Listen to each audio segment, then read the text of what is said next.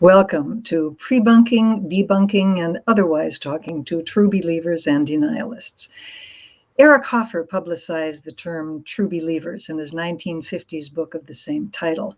It refers to someone who fully embraces the tenets of a political, social, or religious movement. It's a widely used term, sometimes with negative connotations, often equated with fanaticism. Denialist is a more recent term. It refers to someone who vehemently denies something for which there is ample evidence. Holocaust denialism is an example from history, and it's perhaps the best known manifestation. And clearly, there are plenty of examples from politics in the United States today. But at Skeptical, we're more interested in denialism as it relates to science, and there is plenty of it. Climate change, vaccinations, evolution, and of course, conspiracy theories regarding medicine, the space program, GMOs, and other food-related issues, and on and on. We're very fortunate at Skeptical this year to have two experts on this timely topic. They are well known to the skeptical community and have insights and experiences dealing with true believers and denialists from literally around the world. Comparatively near me in Sacramento, California, Mick West is a skeptical blogger, podcaster, and author who is perhaps best known for his book on conspiracy-minded individuals, Escaping the Rabbit Hole. He is also known for his discussion forum Metabunk, in which evidence against bunkum of various sorts is analyzed and discussed. It is a trove of useful information, especially concerning the analyses of UFOs. His podcast, Escaping the Rabbit Hole, includes interviews from people who have escaped or are still convinced by conspiracy ideation, and also interviews with people who research conspiracies. He spoke for Skeptical a couple of years ago, and it just seemed like a no-brainer to have him back with us on this panel. So welcome, Mick. It's really good to see you again. Thank you. Good to see you again. I say comparatively near me because John Cook comes to us from Australia. John is a researcher at Monash University Climate Change Communications Research Hub, which must be very hard to fit on a business card. His focuses on climate change denial, about which he has written college-level textbooks, as well as books and manuscripts for the general public. Skeptics may also know him as the co-author of the Conspiracy Theory Handbook with Steve Lewandowski. Thanks for getting up so early in the morning, John. Thanks, Eugenie. It's great to see you again. You've had some coffee, I hope. I haven't actually. I've made the mistake of jumping straight into this. See how it goes. We'll hope that. Well, we'll just cross our fingers. Now, we had intended to bring you from the other side of the globe, Michael Marshall of the Good Thinking Society, which you might recall was mentioned by Edzard Ernst in this morning's program. He is the head of the Merseyside Skeptics, the editor of the British journal The Skeptic, the founder of the International Skeptics Conference, QED, which is Question, Explain, Discover, not Quod Erat Demonstrandum, for all of you who had high school Latin. He contributes to the podcast Be Reasonable and Skeptics with a K, but we don't get to hear him today. He was planning on returning to Liverpool in Friday night and be available for us today, but he had some travel difficulties, including a non-fatal but still reasonably serious family illness. So things just got too hectic for Marsh, and it would be lovely to have him with us, but we have two people with us who have a lot of experience and a lot of knowledge about this topic, and I've had a little bit of experience with denialism myself in dealing with the creationism and evolution controversy for decades. So I think the three of us will soldier on without Marsh, even though it would be lovely to have had his insights. I'd like to look at three topics this afternoon, and both of you have thought a lot about all of them. I want to talk about how to explain denialism, what works to change minds toward a more accurate understanding of the world, and how going forward we might fend off the further expansion of misunderstandings and error. So let's start with how to explain denialism. Now, John, I imagine that when you encounter a climate change denier, all you have to do is just explain greenhouse gases to them, right? I tried that actually at the start of my PhD, and it didn't go that well. So, I guess not. Yeah, no, not exactly. what I found in the topic of climate change was that when you explain climate science to a person whose identity or whose beliefs are threatened by the science, then either your explanations fall flat or they can even be counterproductive. And in some rare cases, they can backfire. So that's really the key dynamic here, is that when our scientific explanations, or when the evidence threatens a person's either their identity, their personal identity, their social identity, or their belief system, then the evidence is not effective in persuading them. So, Mick, what's been your experience? How about just shoveling more science onto these people, and that'll solve all their problems, right? Yes, that's I think, like John, that's something I thought earlier in my my interest in this topic, is that you could just simply explain things to people, and I think that's a kind of a misconception a lot of people still have now when they start getting into some kind of scientific skepticism, is that they just need to do a little bit of research, or based on what they already know, they can explain it to someone. But you're dealing with people who are highly motivated in their thinking, and you really need to take that into account. It isn't simply like, as Stephen Novella was talking about, science denial, an information deficit. Science denial isn't just an information deficit, and sometimes, as Stephen said, the people who are the denialists actually know more about the subject than the people trying to debunk them. So it doesn't go very well sometimes when you try to explain the facts to people. But it's a very wide-ranging subject, and there's a lot of different topics, like everything from climate change to flat Earth. Yeah, you both, I'm sure, have seen that XKCD cartoon, the little stick figure hunched over the computer, and off camera is the voice, "Are you coming to bed, dear? I can't. Someone is wrong on the internet." And that's that's kind of the attitude that a lot of us take even today, that, this person is wrong. I have to show him why he's wrong. And here's all this evidence. And why don't they change their mind? It's just not as easy as that. It took me, it sounds like all three of us had a similar experience. And when we started dealing with people who reject what we'd consider standard science, I know when I first started out with a creationism issue, we all believe in science, and I mean that in the sense of the word belief. We feel that it is an important way of knowing, and that it works, and that other people, the scale should fall from their eyes if they only knew. I was terribly frustrated when I would explain science carefully and fully, and this is evolution, and this is why it is such a great explanation, and it's no, didn't get anywhere. Yeah, John, I don't know if you were, you'd had gotten up even earlier. If it's what, 7 o'clock in the morning in Australia. Yeah, that's right. But I'm used to it. I have a lot of US meetings and then a lot of late European meetings, so it tends to be long days here in Australia. You don't get any sleep at all. Yeah, you probably didn't get up for Steve Novella's talk, which would have been even more difficult. But he was, as Mick was saying, he was talking about the information deficit explanation, which I think all of us have given up on. Denialists and people who refuse to accept what accepted and consensus science just don't do so because they need more information. You mentioned, John, the backfire effect. Do you want to explain that a little bit more fully?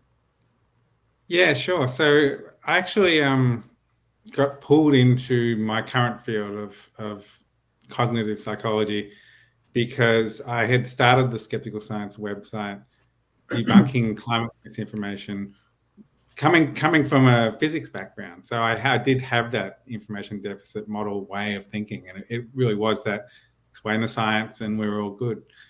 And so I was debunking myths about climate change. And after several years, I received an email from a cognitive scientist, Stefan Lewandowski, emailing me some research that showed that when you debunk misinformation in the wrong way, you can actually reinforce it and cause a backfire. And a person can end up believing the myth even more after reading your debunking. And I looked at the bad debunking format in this research, and then I looked at how I was doing it, and it was exactly the same. And I just remember this kind of feeling of horror. Oh my God, have I been making things worse all this time? Now, since that time, it was around 2011. So there's been about 10, a decade of research into debunking, misinformation, backfire effects. And scientists have really struggled to replicate that effect. And the consensus that's now forming in the misinformation community is that backfires can happen, but they're very rare, and they're not the boogeyman that we once thought they were. And this is important because the specter of the backfire has been used as an excuse not to engage with misinformation. I remember seeing Facebook giving a press release saying, we're not going to do this particular intervention to stop misinformation because we're worried that it might backfire. And that was old news in our community, in the research community. But it was still being used either as an excuse or a reason not to engage. The most important thing is that we engage with misinformation and stop it from spreading. Yeah, Well, I exactly. agree with that. Yeah. I think that the backfire effect is a little bit overblown in terms of how much people bring it up. It's kind of like a little, pulling something out of the hat to explain things, but it doesn't really apply in all cases. And it really is, like John says, that you get a backfire if you do it in the wrong way. So, what we want to focus on is how do you explain things to people or communicate with people in the right way so you don't get this backfire effect. But also the backfire effect, I think, is also in some ways a natural part of the process. If you push to a certain degree against somebody's beliefs, they're going to push back. And they kind of almost have to get past that stage of rejection. It doesn't mean you want to try to prompt them to do that, but it's kind of something to be expected that if you start a discussion with someone, it might initially be a bit more adversarial than you think is good, and you just kind of have to accept that and try to get past it without it becoming a big problem. Yeah, I really think that's important. I think when the backfire effect, that's Nyhan and Riesler, 2010, when the backfire effect first kind of appeared, there was this very unfortunate tendency that I found in the people who were concerned about the creation and evolution issue, that well, we might as well just throw up our hands because it's sort of completely opposite of the information deficit discussion. It's sort of, there's no point in appealing to accurate facts and logic and reason. If we no, that's not true. And when you think about it, there are plenty of things that we do change our mind about.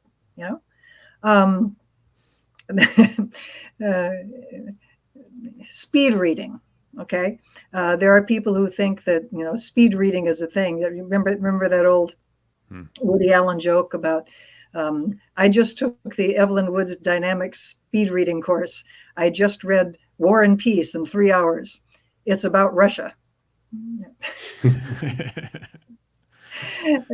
You can generally give people information about something like speed reading and disabuse them of the idea that you actually could read War and Peace in 3 hours and no more than it's about Russia. And there's a number of things that we just the specific enzymes involved in photosynthesis. People do not go to the school board meeting to argue about, are you teaching the right enzymes in photosynthesis? You can change people's mind on a lot of things. But like John was saying, it's those things for which the consequences of changing your mind will create a serious problem for you. Those are the items that more facts, more logic, more information have to be done carefully. And I think that's, it's important to sort of divide your universe up into what are the changeable kinds of things and what are the not changeable things. And and sometimes it's not hard to change somebody's mind about even something like evolution, and I'm sure you guys get it, or climate change. But if they're already very deep in a particular ideological or values-based pocket, it's going to be hard to pry them out of it. And a little bit later on, I do want to talk, especially with John, but also Nick. He's also thought about this a lot, about how you prevent these kinds of, what are the procedures that you use to change people's minds. What is the right way to do it, as opposed to just somebody's wrong on the internet kind of approach that all too many of us take, or used to take at all.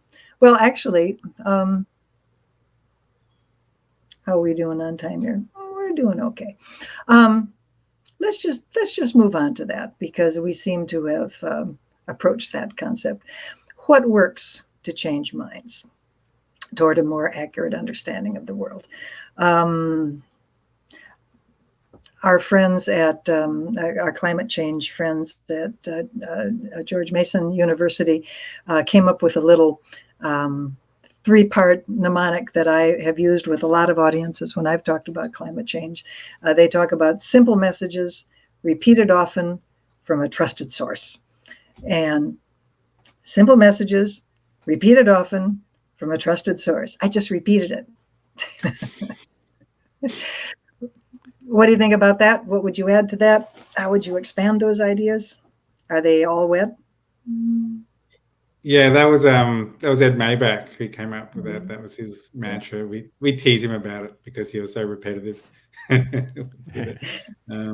works. I think at one point I put a little notice in the kitchen at work with a little cartoon of Ed saying, "Simple work kitchens cleaned often by a variety of considerate workmates," or something along those lines. It's a very effective communication approach, particularly the simple aspect. And in fact, there's a book, Made to Stick, by the Heath brothers, and towards the back of it, they talk about how do you unstick misinformation. And the mantra they use, which I tend to think of as the golden rule of debunking, is you fight sticky myths with stickier messages. By sticky, the most important thing of a sticky message is a simple message. And that's a real challenge for anyone involved in complicated scientific topics, because science is complicated, the world is complicated, and often a myth is just saying something that's wrong, that's very simple, and we need to counter that with a complicated scientific explanation. And so we need to find ways to boil down our science, not oversimplifying it, but boiling it down to the key concept that we're trying to explain, that dislodges the myth that we're trying to debunk. I think that one issue with this approach, which is great, it'd be really good if you can simply get a simple message repeated by a trusted source. It's great, but where do you get the trusted source for your target audience? If we could get Tucker Carlson to give little global warming is real speeches every night on Fox News, that would be great, because then you'd have that trusted source. But the problem is they don't trust the sources who are giving out these little infographics or whatever. They don't just trust John's website, so that they're not going to listen to you. So I think the first step that you need to do is to establish some kind of trust, or at least some kind of communication where they don't automatically reject what's coming from a certain side. So you're really essentially trying to get a type of dialogue going that allows you to communicate with them. Because I really don't think that you can simply put PSAs out and have them be accepted, and that's something that might contribute to a type of backfire effect where they view that type of information as being propaganda. We need to get past that perception of the two sides. I'm going to push back a little bit on that, although I may be contradicting something I said earlier. I don't know how long you've lived in California, but I don't know if you remember the California anti-smoking campaigns of the 1990s, back when you were a child. They basically had, simple messages, and they repeated the hell out of it. I mean, these they were on billboards, they were on the radio, they were on television, especially television in the 90s. That was a good thing. And the messages was very simple. Tobacco industry lies, nicotine is addictive, secondhand smoke kills. Those were the major messages. They repeated them often, and they used physicians as the source of the, and all of the survey research, at least in the United States, John, shows that physicians are right up there, actually, with scientists as trusted people. Pew and others have done studies at regular intervals about American attitudes towards science and scientists, and they all, the blank is more likely to act in the public interest, yes or no, very much. And physicians and scientists are way up there. Preachers and politicians are way down at the bottom. But I mean, so and the California anti-smoking campaign, it was a model. It really was effective. The percentage of people smoking did plummet quite a bit. Now, maybe, like I say, I may be contradicting myself from something I said earlier. Maybe that's one of those topics that people aren't that invested in, and that it's easier to convince somebody of that information. Maybe you're not so much changing minds as educating. So maybe that's more of a knowledge deficit kind of issue. I think I just talked myself out of that. No. I agree with you, Eugenie, and that approach has worked in climate change as well. And it was actually Ed Mayback at George Mason University who, practicing what he preached, he looked at the similar survey data on who the most trusted messengers were on climate change. Number one was university scientists. Number two were friends and family, funnily enough. And number three were TV weathercasters as trusted sources of information about climate change. And he saw that number three was a real sweet spot because they were trusted as a source. They were also very skilled communicators, and they had the reach of millions of Americans.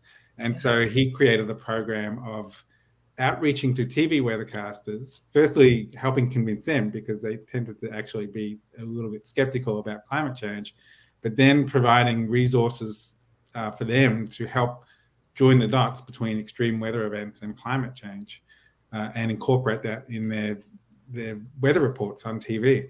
And that's been, I forget the exact numbers because I've been away from Mason for a few years, but the last I heard was they were reaching 80 to 90% of the media markets in the US. So it was a really effective way of reaching a lot of people with these simple messages repeated often.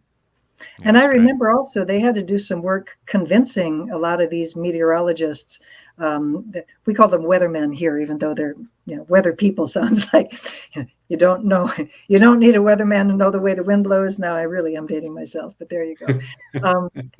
But yes, the people who read the weather on the local news. I remember that there was rather a campaign from some of AGU and some of the other appropriate scientific societies to try to educate these weather forecasters to understand. No, really, this is real. You really should take this. And that's been another good example. And I think they have had an effect. Certainly in the United States, you look at the survey data and the number of Americans who now accept that the planet is getting warmer. That's gone up and up and up. But more importantly than that, the percentage of Americans who agree that people have just a whole lot to do with this. And that's and our activities are a very important part of climate change. Anthropogenic climate change has also gone up. And it would be hard to tease out all the variables. I don't think it's just that the weather, we've had a lot of heat waves, because that's weather, right?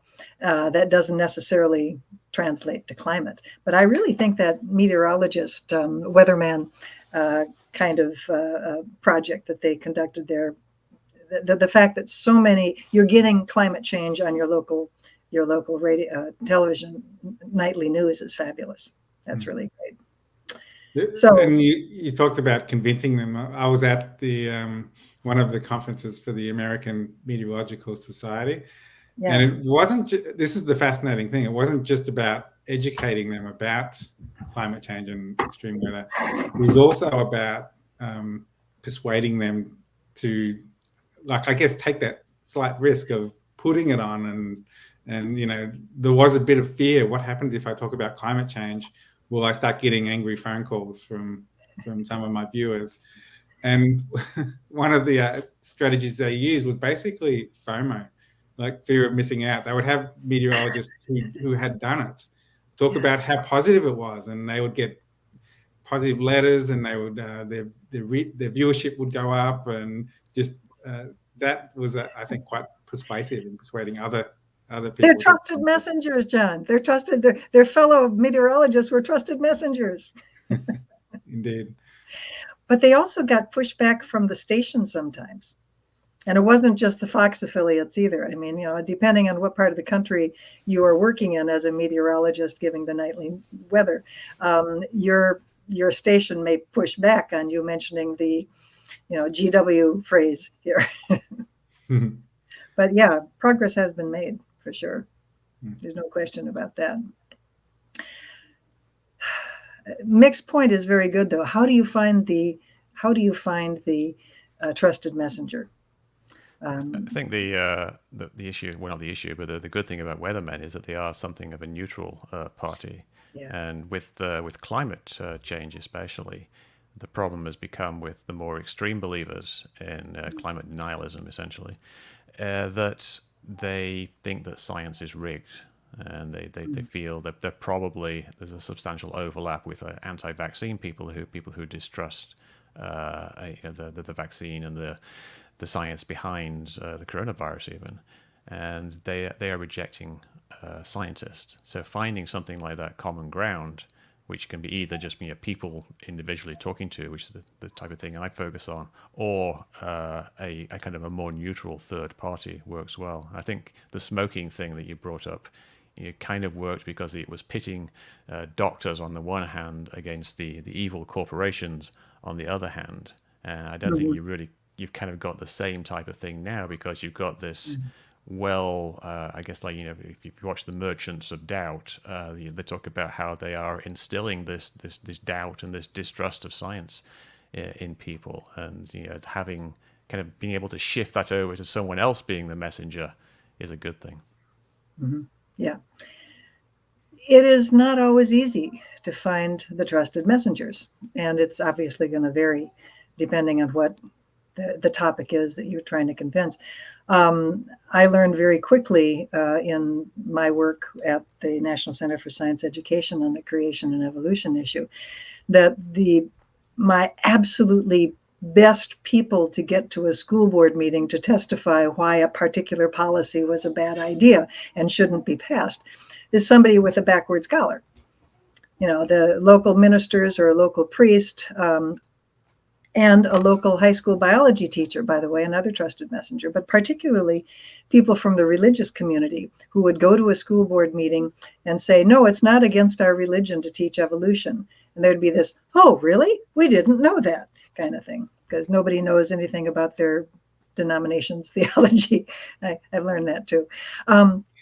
And that gave me an introduction to people from I'm not a religious person myself, but I met a lot of people from the faith community. That also gave me an introduction to the extremely wide variation of views within the faith community writ large.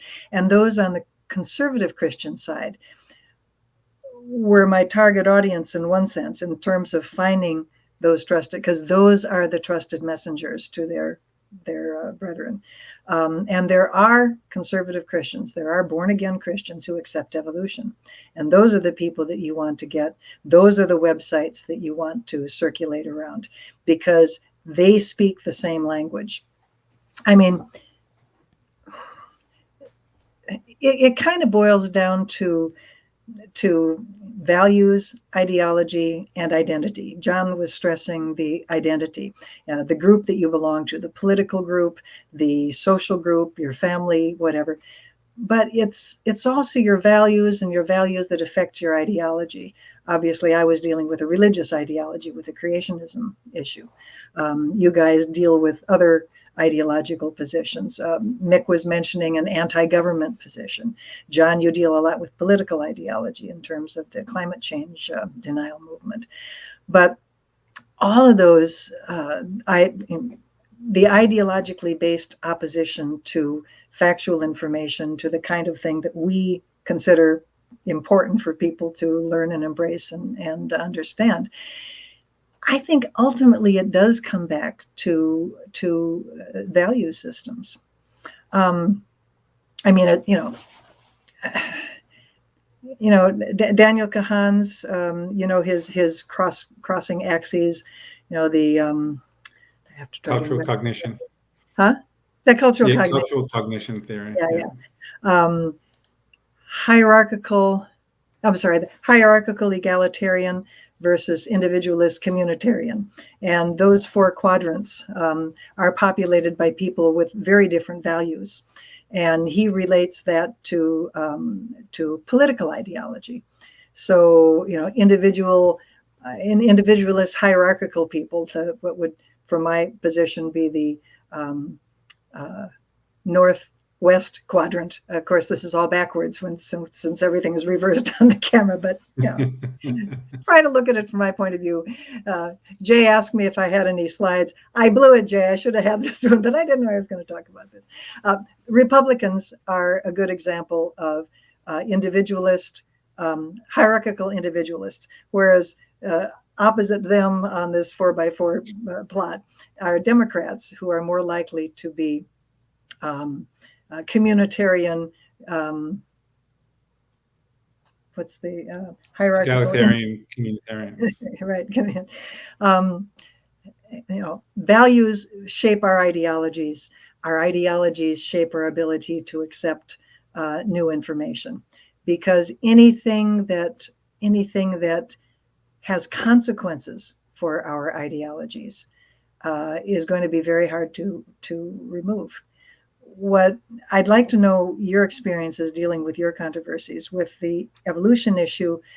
What I regularly found is that, especially with conservative Christians, if evolution is true, they would lose big.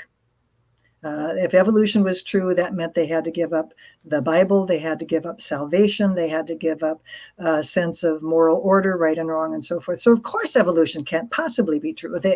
The consequences were too severe. Whereas a fellow conservative Christian, fellow born again, evangelical, etc., who could say, no, wait, here's how I have resolved these important issues.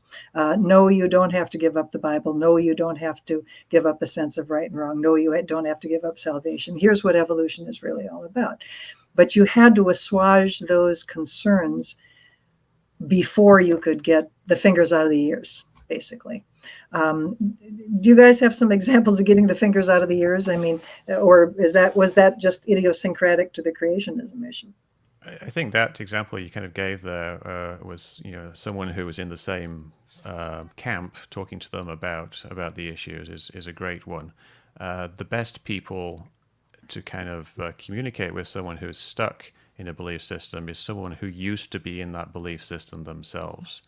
And this is something I know that Google have had a lot of success with a project they call the Redirect Project, where they basically try to detect when young men were looking for jihadist videos online on YouTube.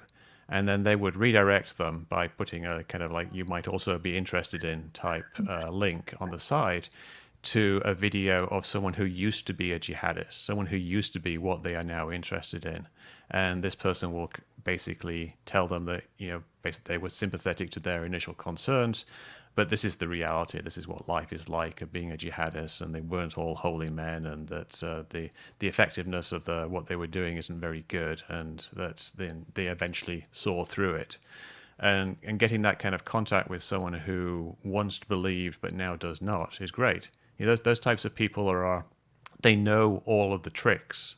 If you talk to someone who used to be a 9/11 believer, it's actually kind of better than talking to someone who is a structural engineer, because structural engineers don't know anything about 9/11 truth. They don't know what the theories are about why the buildings collapsed on 9/11 and why the conspiracy theories are formed around them. But someone who used to be a believer is a really valuable tool. And if possible, we want to curate that type of person as activists, because it works really well. Do you have any examples, John? Yeah, I think like just taking a step back for a moment, there's an important, I guess, conceptual difference between beliefs and our social identity. There's a lot of overlap, of course, but in climate change, we find that our ideology, our beliefs are like the second biggest predictor of what people think about climate change, our political beliefs, that is. So whether you're a free market fundamentalist or not has a big influence on your opinion about the greenhouse effect. The two should not be connected at all, but they are very strongly connected. It doesn't make sense, but that's just human psychology. But even more stronger predictor than our political ideology is our political affiliation.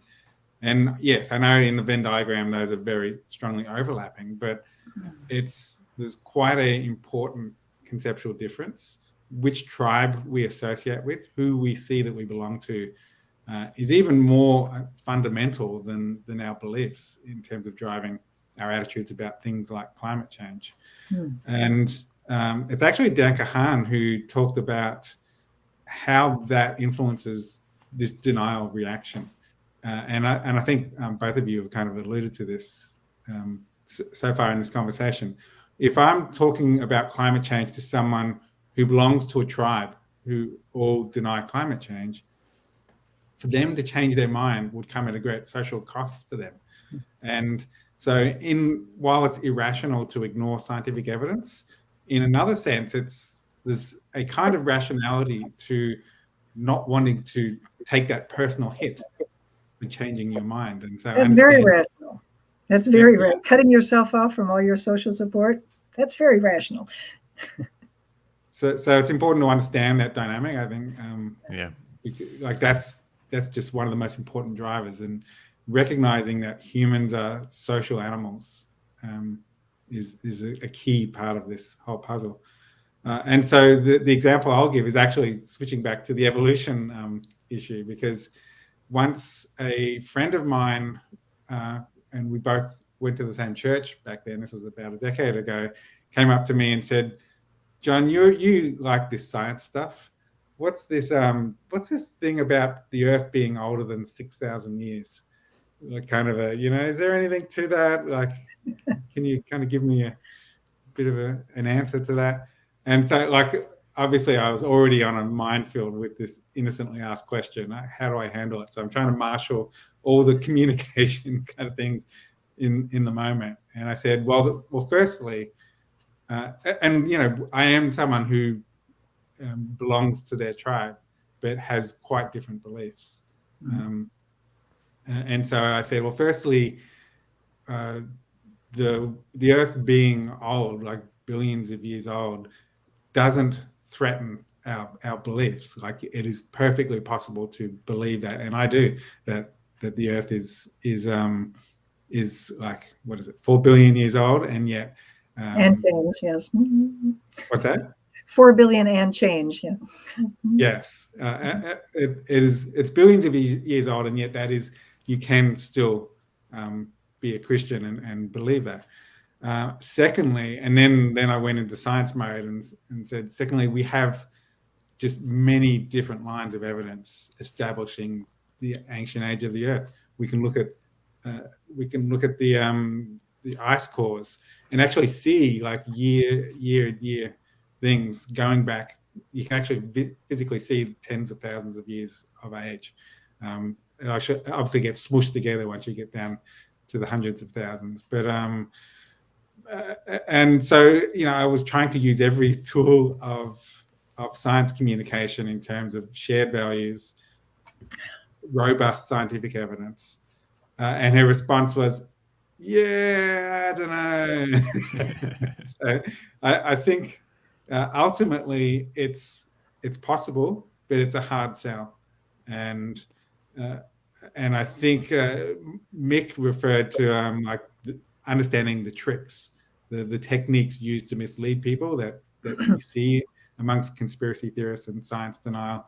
I think that is often the key to, I guess, pulling the scales from their eyes, or at least making them open to considering an alternative point of view.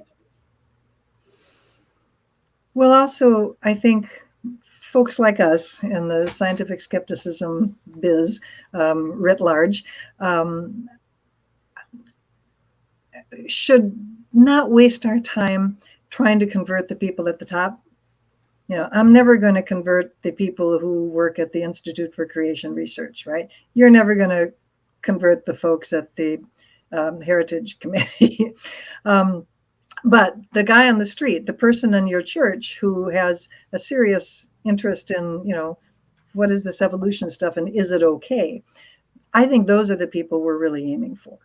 The people who go to the conventions that, you know, Mick goes to, conspiracies conventions, you probably are, I guess, correct me, and I'm happy to, I've been wrong more than once, and that's just in the last hour. You're probably not trying to convince the people behind the podium. You're probably chatting with the people in the audience and at the coffee bar, and, you know, having a more informal kind of thing. You do have to kind of address the people on the podium, though. You can't simply ignore them. Correct, so but you're not trying to engage them in a way so that for the audience rather than. But you know, I would kind of push back a little bit on what you said about not going for people at the top, because I've had people who used to be kind of higher ups in various organizations, like say some of the 9/11 Truth organizations, and they were key people. You know, they were people who led meetings. And you would expect them to be very, very resistant to change. But over time, you know, change is possible for anyone. So you can't just simply ignore people, even though, you know, you're less likely to have immediate success. When you do have that success, you can make a really valuable ally. And I think you also pointed up something that was very important, and it's relevant to you, John, and your conversation with your fellow congregation member. You said over time.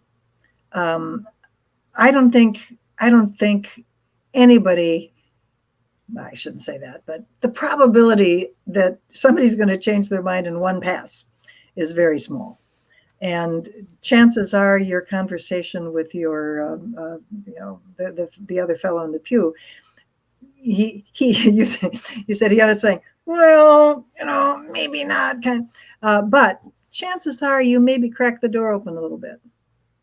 And the next time either you or someone else kind of makes that same point, maybe that door is going to be cracked open a little bit further. And eventually that guy may start thinking seriously about his views. So I always encourage people to, you know, to do what Mick says, to have those conversations. But don't expect that the scales are going to fall all at once. Maybe you'll just get a little flick. No, I agree entirely. I think patience is a virtue when it comes to having conversations with your friends and family. And a more successful story on my part was with my dad. He was also skeptical about climate change. We had arguments over the years, and then suddenly he changed his mind. And this was actually towards the latter end of my PhD, I think. And so to me, it was the Jane Goodall moment. I was like, oh, wow, I could find out exactly what changed his mind. And so I was like, so, Dad, what was it exactly that changed your mind? And he said, oh, no, I've always thought this. And I was like, well, have you not heard? Sure, Dad. Were you not in every argument we've had for the last half decade? But I think just even, again, we're social animals, sending that social signal that I cared about the issue of climate change, I think that was influential as well. We don't always have to have that killer argument, that little bit of data or the debunking, you know, that will just devastate a person's argument. I think someone is wrong on the internet. Okay, do not be the someone who's wrong in the internet guy, is what you're saying. Don't just pound away at somebody. Do it the right way. And I think that should move us actually to our third conversation topic for this afternoon. Going forward, how can we reduce this very human tendency to be susceptible to misunderstanding and error? John, this is an area that you have been working on a lot recently. Tell us a little bit about it and some of your gamifications and some of the other things that you've thought about. Yeah, my work is all based on inoculation theory, which is a branch of psychological research which takes the idea of vaccination, where you expose people to a weakened form of a virus, or at least that's an old-fashioned kind of. Now mRNA has kind of destroyed my metaphor, but let's just stick with it for now. So vaccination exposes people to a weakened form of a virus or disease in order to build up their immunity so that when they encounter the real thing, they're less likely to get infected. Inoculation theory applies the same idea to knowledge. When you expose people to a weakened version of misinformation, that builds up their cognitive immunity so that they're less likely to be influenced by misinformation. And how do you deliver misinformation in a weakened form? It's basically what Mick said before, explaining the tricks, the techniques used to mislead, then helps people see those techniques in other situations, and they're less likely to be, they're like red flags, and it puts them on alert, so they're less likely to be misled. I've taken that idea of inoculation and applied it in lots of different ways, whether it was in books or infographics or videos, but now we're doing it in game form. We developed a game, Cranky Uncle, where Cranky Uncle is a science-denying cranky uncle who is explaining all the techniques he uses to deny science. And he's trying to coach you into becoming a cranky uncle yourself. So as you get through the game, you get crankier and crankier. Your mood goes up. You start at agreeable, and then you get huffy, and then you get peevish, and eventually get cranky. But really what you're doing is learning the techniques used to mislead, so that when you see those techniques in the wild, you're less likely to get misled. Yeah, I agree with that. And it's really about raising the awareness of this type of thing, like what's actually causing people to believe types of thing. Now, one big thing that's coming down the line in the future is going to be AI. And there's going to be a lot of things that will be the result of artificial intelligence being used to propagate messages, like for example, false images and like generated videos and things like that, and even user agents that will chat to people online. And this is something that I think that we do need to kind of get ahead of and do some kind of pre-debunking or some, at least some pre-inoculation there before it even gets down the line. We need to start educating people now that these things are going to be an issue. Like if you tell people, explain to people that how easy it is to fake something, then that raises their awareness of that issue, and then they'll start to be less believing of fake images. And if you tell people how easy it is to fake a video, that's going to be very useful. But I think it's like John says, they've got to try to understand. It's not inoculation. We think of as you give a heat-treated version of the virus to somebody or whatever it is, the bacteria, and they form an immunity to it because the body builds the natural immunity. But it's kind of different when we're talking about information. You've really got to add that extra layer on top of that. You can't just give them a weak version of it. You've got to give them the perspective on that. You've got to be able to explain to them, where does this idea come from? Why are people believing this idea? What's wrong with this idea? You've got to have this extra framework of stuff around it, and that extra framework essentially is what is making it a weaker version. So you can't just, I think just describing it as, exposing someone to a weak version of the theory is perhaps a little not misleading, but doesn't really convey the true nature of what we're doing here. Well, as much fun as this has been, I know that there are people who have been watching us have this conversation who would like to ask you guys some questions. So, Jay, can you give me some questions? And question from the Zoom feed. Is there a name for the effect that occurs when you take someone's wacky ideas seriously, ask serious questions, but they're not used to that kind of response, and then feel that you've made them seem stupid? I think the first part of that sounds like steel manning, where you try to kind of give somebody's argument back to them in a good version, so that you essentially expose the flaws in it. Steel manning. Steel man. Okay. Yeah, the opposite of straw manning. You don't create a straw man argument, which is easy to knock down. You try to, excuse me. You try to give the best version of their argument to them, and so you listen to what they're saying, what evidence they are presenting, and then you kind of say, oh, so you think this because of this, and then you lay out the logical steps and the facts in a way that so that the actual essentially errors or deficits or whatever will raise to the surface, and they will become apparent to the person themselves, which I think is what we're saying there. I mean, the goal isn't to make them feel stupid. The goal is actually to make them feel smart by figuring it out. Okay, interesting. That's different from reductio ad absurdum, right? It's related. It's related because that type of thing arises. You're reducing it to the absurd, but it's really reducing it to whatever, a clarity where you can see what's wrong with it. That sounds good. Jay? What tools can we as the skeptical community create and give to public figures, journalists, politicians, etc., to dispel denialism more broadly? Anybody want to take a shot at that? Yeah, I guess, well, I mean, the example we talked about before was one part of that, which was at George Mason, where they were providing, well, they identified the messenger of TV, weather people, weathermen, meteorologists, whatever, and giving them resources to make it easy for them to communicate the facts to about climate change. What I was hoping to do before I moved back to Australia was layer on top of that also a critical thinking element. Like, it's not just here are the facts, but here is how to think about the facts, or here is how the facts can be distorted.